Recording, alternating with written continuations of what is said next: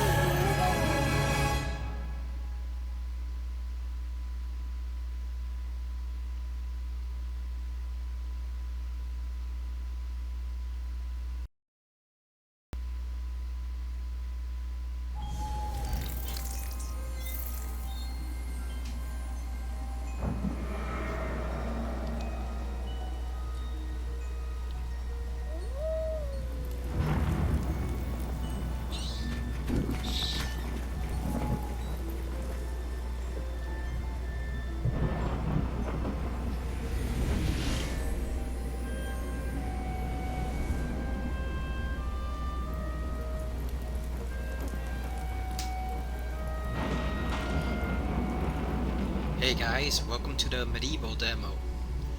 Usually we record Silent Hill on Sundays, but today we've got a nice little surprise. This was a complete surprise. I didn't expect to be able to play this game at all until the full release. I had no idea that we were going to do a demo. Let's check out options, see what we have here.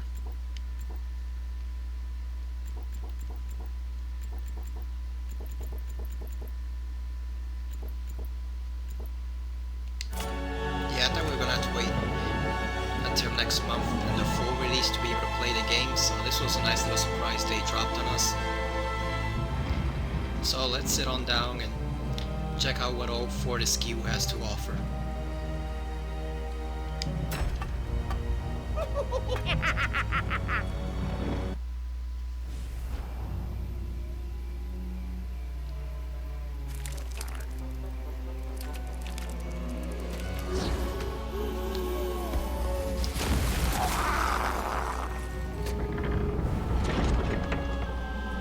So I recently played this game on the PS1 because I had never played it to completion before, and it's basically unplayable.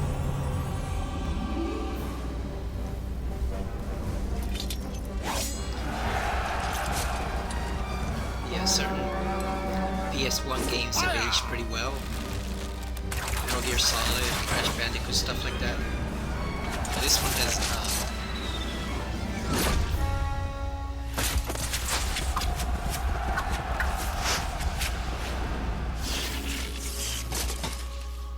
That intro video was actually pretty good though.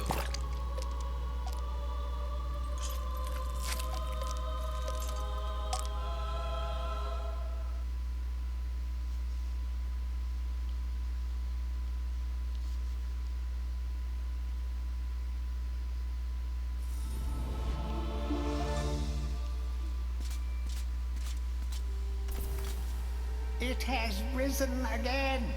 Sir Daniel Fortescue, see?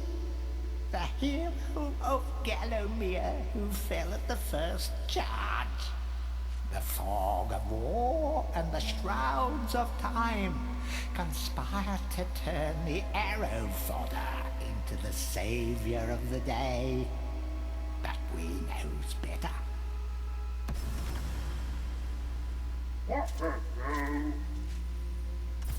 Let it alone.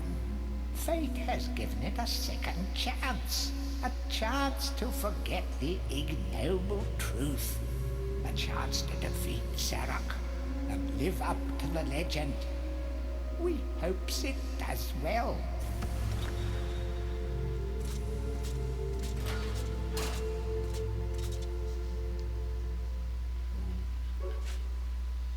That's pretty nice, they kept the voice the same.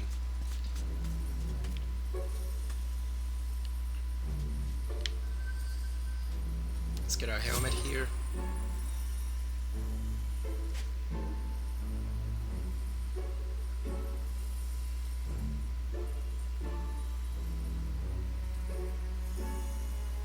Also, that takes us to the PlayStation store.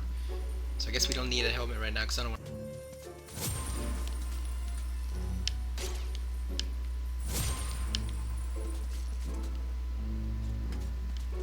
Yeah, that's for. I guess that's the item we get for the main game, so we'll download that later. Let it alone. Fate has given it a second chance. Yeah, we already heard this.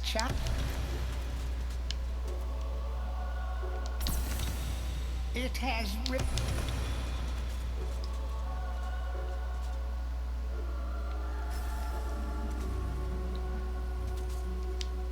You must be out of shape after 100 years lying on your back. Use the crypt to get to grips with your new lease on life.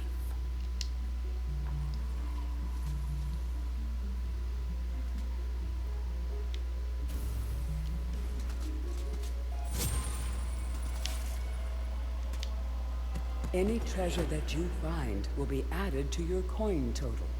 Coins are used to buy items from the greedy merchant gargoyles. I'm also recording a version with no commentary, so If you can't stand my voice because of the cheap microphone, you have other options to watch the video. When you're ready to leave this crypt, you'll find an exit at the end of the hall. To unlock the gates, you must find a runestone and place it in the ornate hand set next to the doorway. I find it funny how even though it's been 100 years, he still has his one eyeball that hasn't decayed at all. So he lost one, but he still got one left. You will find life bottles throughout Gallowmere. They contain the same magic that rose you from your slumber and will raise you from the dead once again. When your life is low, using this bottle will help you feel a little better. And remember to fill it when you can. So right away, it's looking a lot better than the PS1 days for sure. That seems like it's obvious, but yeah, like I said, the PS1 version is basically unplayable now. The controls are still nice though, but the graphics, ugh. Alright, so we have a choice between the daggers and the sword. Some weapons contain powers and abilities beyond the ordinary. Be sure to test every weapon to discover their secondary abilities. Some weapon abilities are immediate, and some may need a bit of time to charge before they realize their full potential.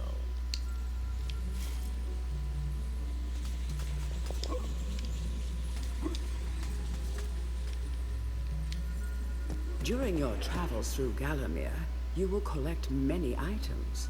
To see your items or to use one, review your inventory. In it, you will also find your Book of Gallowmere, which will keep a record of the denizens you've encountered and bestow you with keen insights that only a disembodied voice could provide.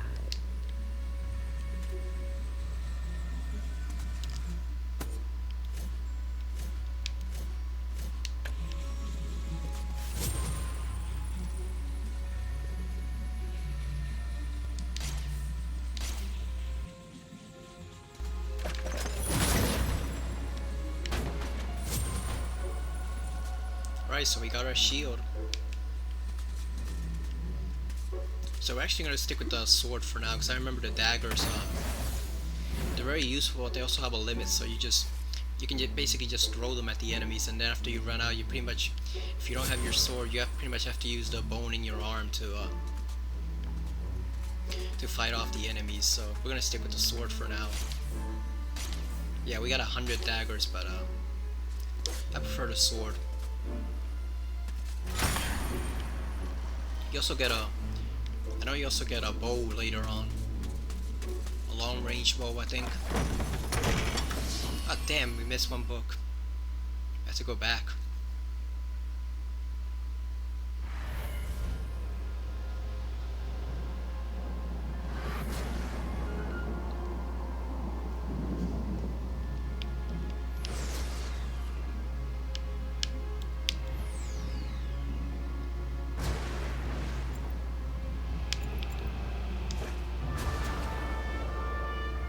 You know what, let's keep going with the graveyard. We'll check out the book later on. It's probably nothing important. I think there was, if I remember right, I think that book was just about saving your game or something like that. At least on the first PS1 game.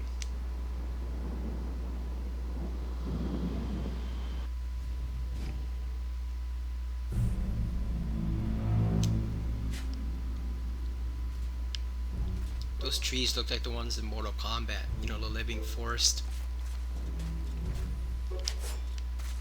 There's our hand again.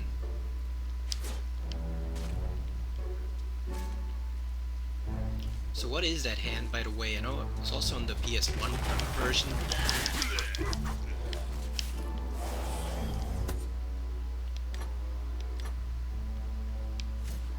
Also, here's the stuff we can buy. There's our helmet. Dan's helmet, weak against arrows, and everything else. So it's basically useless then, isn't it? Our boneheaded protagonist born again into this age of wonders. And life feels the worst. a coward, a cheat, a philatelist, or what's it called? Maybe it's Pilates. Maybe he practiced Pilates instead of more useful exercises. That's why he died. But either way, he seems to have woken up different.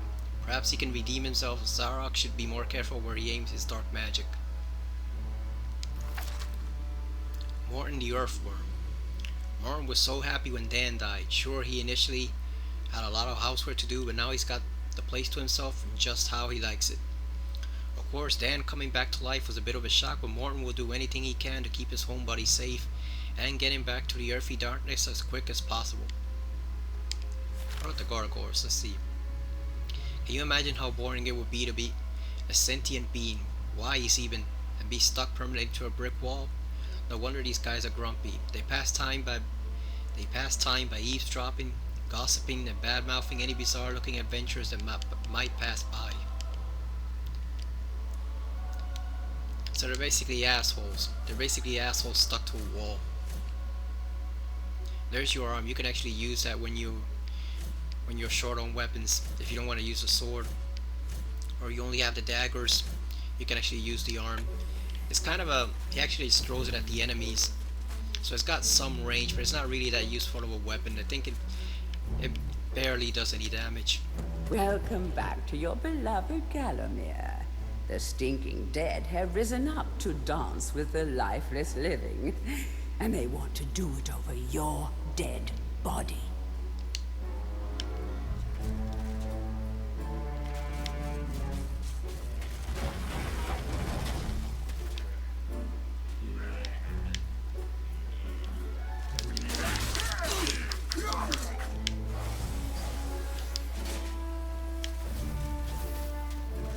Yeah, the zombies actually look pretty good here. If you play the first PS1 game, they look like they barely had any texture.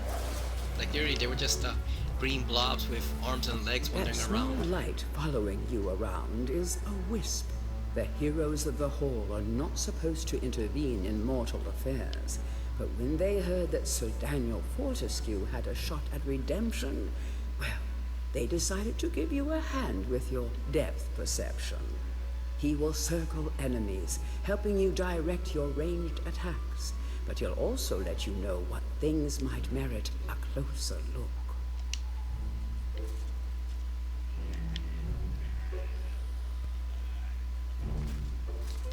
So he's basically like Sparks from Spyro in a way.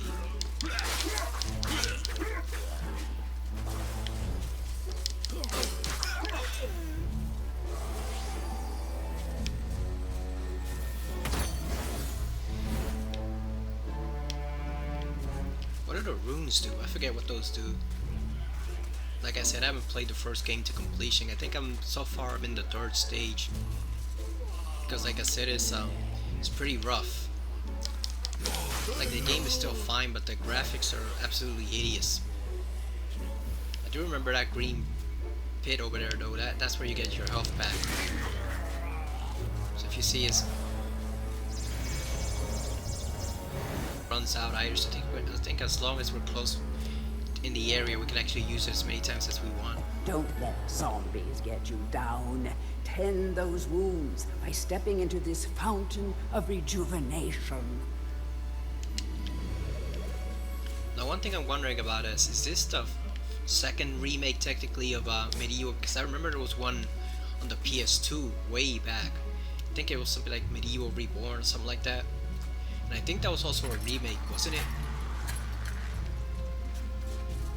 Or was that just like I said, like a reimagining of the game?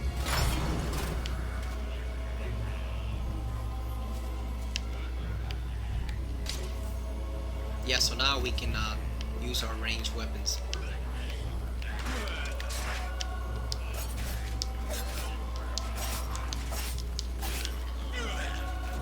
Yeah, the thing about the daggers is you run out of them really quickly, so you can see just killing these 3 guys pretty much brings us down to less than 90 from all the ones we have. So they're useful, I guess, if you to clear out a field, I guess, of enemies, but you don't really want to rely on them too much.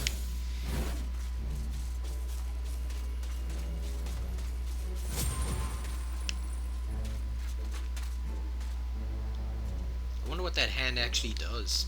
Sometimes it may be useful to view the world from a different point of view. Be sure to take a moment from time to time to enjoy the beauty of our beloved Gallowmere. Keep your eye peeled for anything interesting. Oh, so there's our Dan cam.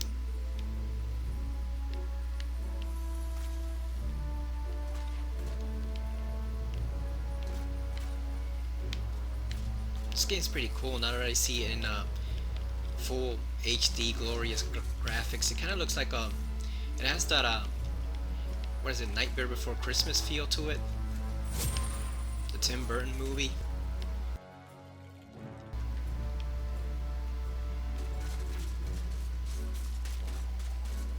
And they've put an astounding amount of detail here because I think this game is pretty short on the PS1. It's only what, like maybe 4 hours at the most. So it's not an overly long adventure.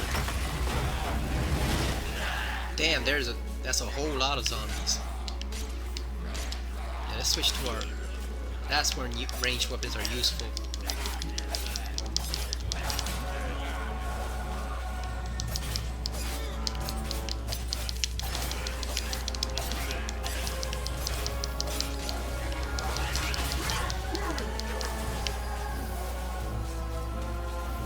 Get our health back up.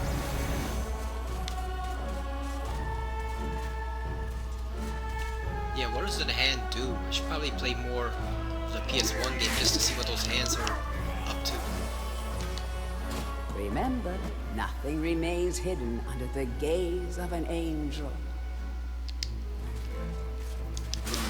Yeah, we have to turn the puzzle to, not the puzzle, we have to turn the statue over to open up the different paths. The object here is the chalice. Every time you dispatch an enemy with a sword, the chalice fills a little more. Fill the chalice and then collect it, and you will be worthy of visiting the sacred Hall of Heroes to claim a new weapon.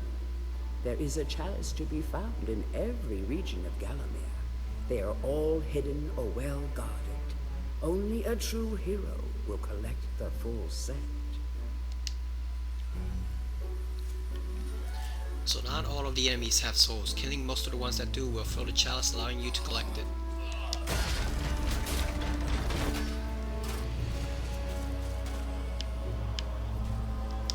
Oh yeah, so we still gotta kill more of them.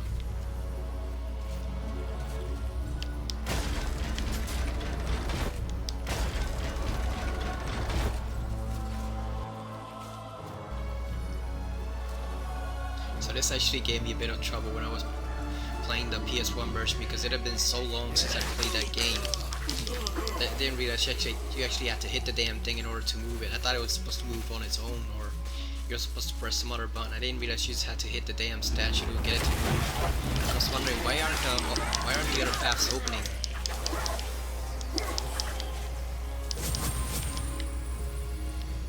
So we can jump down there, but we're not gonna do that yet. We're gonna check out the other, I think it's 3 different areas.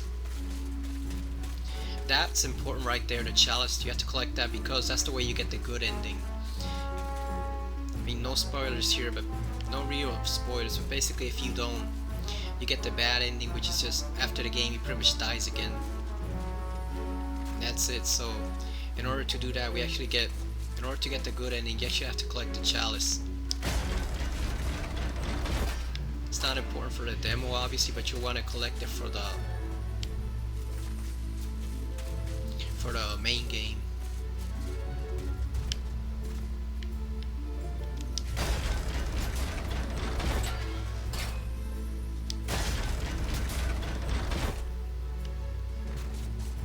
Okay, so I don't think...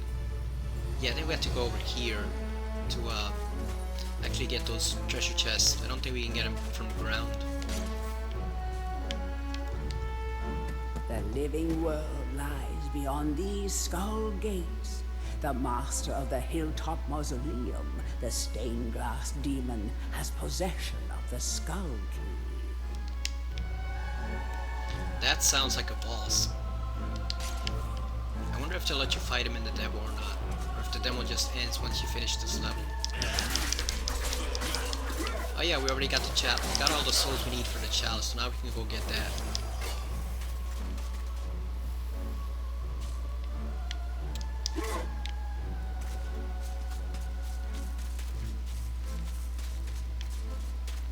Yeah, here it is. I think this...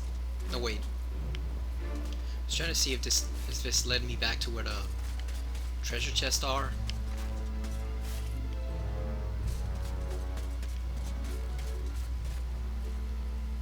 Oh yeah, there's a side path. Let's see where it goes.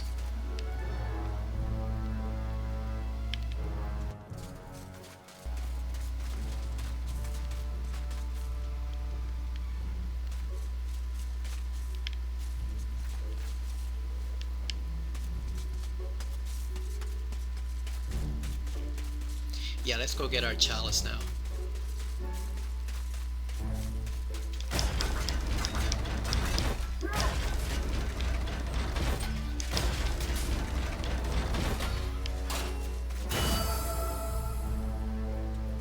The Hall of Heroes awaits.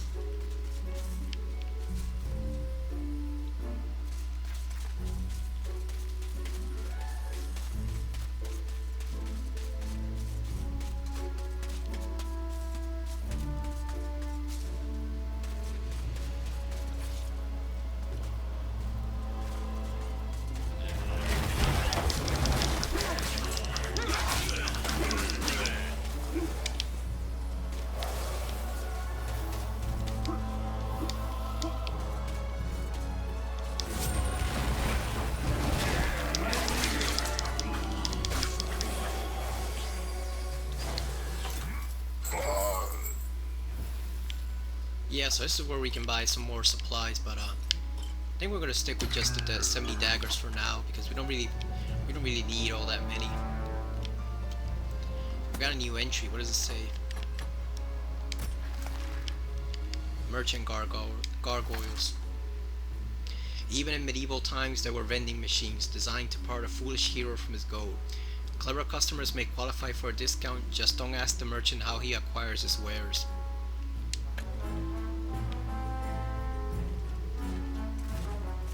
Sounds like he kills them, doesn't it? Like he kills some of the customers that try buying stuff from him. That's how he gets his weapons.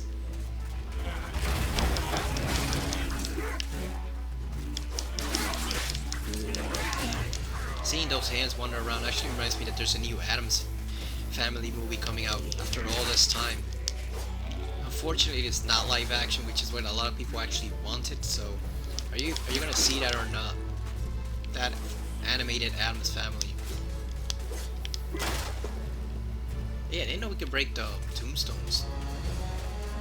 I wonder if you get anything for that. No, I guess not. I guess we just desecrating the graves.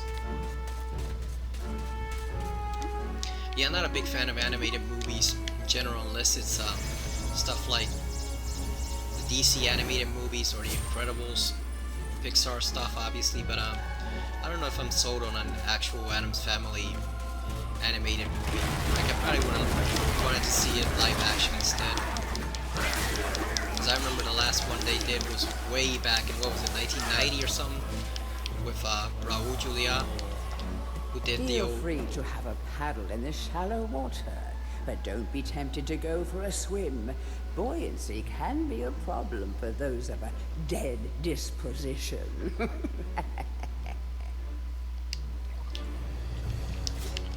Yeah, it was he was the same guy who did M. Bison in Street Fighter.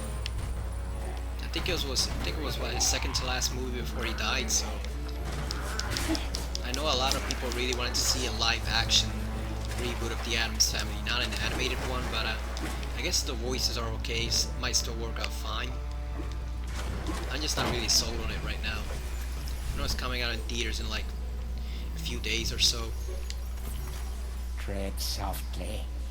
Zarek awaits beyond these gates. The master meets with the demon from the mausoleum, hatching plots of purest evil. Forgotten nobodies would be wise to make themselves scarce. Yeah, screw you, Gargoyle. We're going in.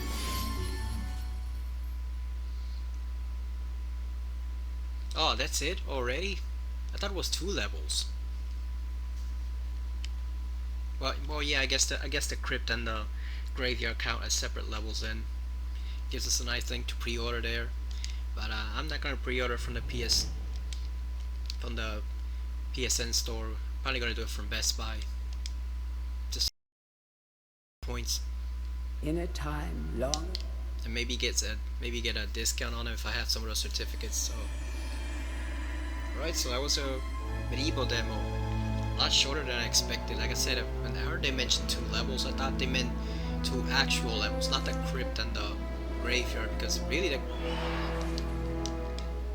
the crypt isn't really a level. Like all you do there is just listen to the little gargoyle speaking, read the book, and then get your weapon. So that technically they cheated there. That's not really 2 levels. That's not even a level and a half. That's like a level and an intro prologue. But I guess it was a nice little taste of the game. What did I think of it? It looks pretty good actually. Like, Fortescue looks really great in these new graphics. I think technically they could have done this game on the PS3, but them waiting to do it on the PS4 actually gives it a nice little extra spark. I like the Halloween theme too. Like that was in the original, but it's pretty appropriate considering it's coming out now, near the very end of October. So it sets the mood definitely. Because unless you've been living beneath a rock, I'm pretty sure we've all finished the Resident Evil 2 remake now. So we could have done with another good horror game for this season. But I guess this is good enough. It has a nice Halloween feel, even if it's not strictly a horror game. It's more like a medieval action adventure game. I don't know. Would this count as a platformer or not? No, I guess it's a hack and slash. I haven't played that category of games in a long time.